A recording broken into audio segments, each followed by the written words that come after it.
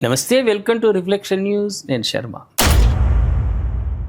ప్రేక్షకులారా, పార్లమెంటులో ప్రకటన చేయండి, వీడియోలో కాదు. మోదీకి ఖర్గే కౌంటర్. ఆయన ఇష్టమయ్యా, ఆయన దేశ ప్రధాని. విద్యార్థులు ఆందోళనలో ఉన్నారు కాబట్టి నిన్న అర్ధరాత్రి ఒక వీడియో పంపిండు దేశ ప్రజలకు, విద్యార్థులకు. మీరు టెన్షన్ పడకండి, మీ సంవత్సరం మొత్తం వేస్ట్ కాకుండా వెంటనే నీట్ ఎగ్జామ్స్, రీ ఎగ్జామ్స్ పెట్టినాము. దాంట్లో ప్రతిభను వెలిబుచ్చిండ్రు. ఈ ర్యాలీలో పాల్గొన్న వాళ్ళపై చర్యలు తీసుకోవడమే కాకుండా ఈ పేపర్ లీకేజీకి సంబంధించి ఎంత తోడైనా సరే వాళ్ళను శిక్షిస్తాం. అదేవిధంగా భవిష్యత్తులో ఏ పేపర్ కూడా లీక్ కాకుండా పగడ్బందీగా ఒక ప్రణాళిక గ్రౌండ్ లెవెల్లో జరిగింది. మా దగ్గరకు వచ్చేసింది అది. మేము ఆ క్యాబినెట్లో నిర్ణయం తీసుకొని పార్లమెంట్లో ఆమోదింపజేస్తాం. అద్భుతమైనటువంటి నిర్ణయం రాబోతూ ఉంది. ఎవడైనా లీకేజీలకు పాల్పడితే వానికి తగిన శాస్తి జరిగే విధంగా చేస్తాం. విద్యార్థుల భవిష్యత్తుతో ఎవడు చెలగాటం ఆడడానికి వీలు లేదని ఆయన అర్ధరాత్రి వీడియో పెట్టాడు. విశ్వగురు ఆయన పెడితే ఏమైంది? ఖర్గేకు నువ్వు వీడియో ఎట్లా పెట్టినావు? నువ్వు వీడియో ఎందుకు పెట్టినావు? పార్లమెంట్లో ప్రకటన చేయాలి, చేస్తాడు. మీరు చేస్తున్నారు. ఇవాళ పార్లమెంట్ సమావేశాలు చూస్తున్నారు కదా, మొత్తం గడబడే. మళ్ళీ సోమవారం దాకా వాయిదా పడ్డది. ఆయనకు తెలుసు, మీరు రాహుల్ గాంధీ కానీ, ఖర్గే కానీ, ఇంకొకరిగా కానీ, బర్గే కానీ వాళ్ళు మాట్లాడనియ్యరు. పార్లమెంటులో ప్రధానిని కానీ, మంత్రులను కానీ మాట్లాడనియ్యరు. కాబట్టి ఆయన సెల్ఫీ వీడియో పెట్టిండు. ఏం తప్పు? ప్రజలతో మాట్లాడే అర్హత ఏ రూపంలో అయినా ఆయనకున్నది. ప్రధానికి మన్ కీ బాత్ రేడియో ద్వారా కానీ, వీడియో రూపంలో కానీ ప్రజలకు తన మాటను, తన సందేశాన్ని ఇచ్చే అర్హత, హక్కు ప్రధానిగా ఆయనకున్నది, నరేంద్ర మోదీకి.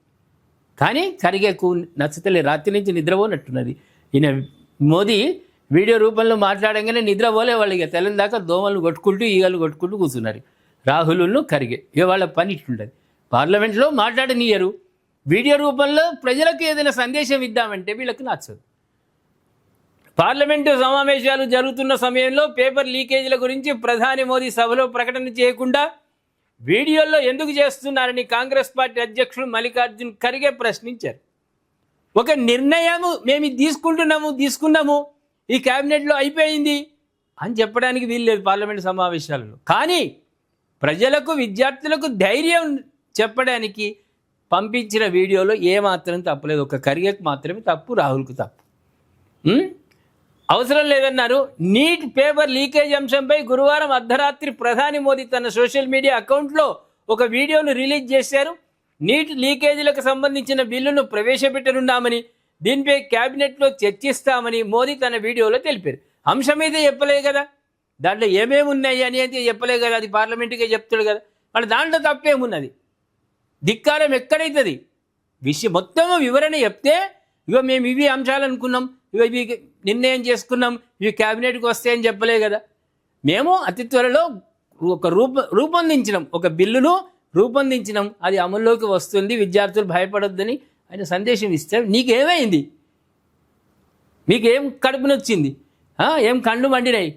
అయితే పేపర్ లీకులకు పాల్పడితే కఠిన చర్యలు తీసుకునే అంశంపై వచ్చే వారం పార్లమెంట్లో బిల్లు ప్రవేశపెట్టనున్నట్టు చెప్పారు.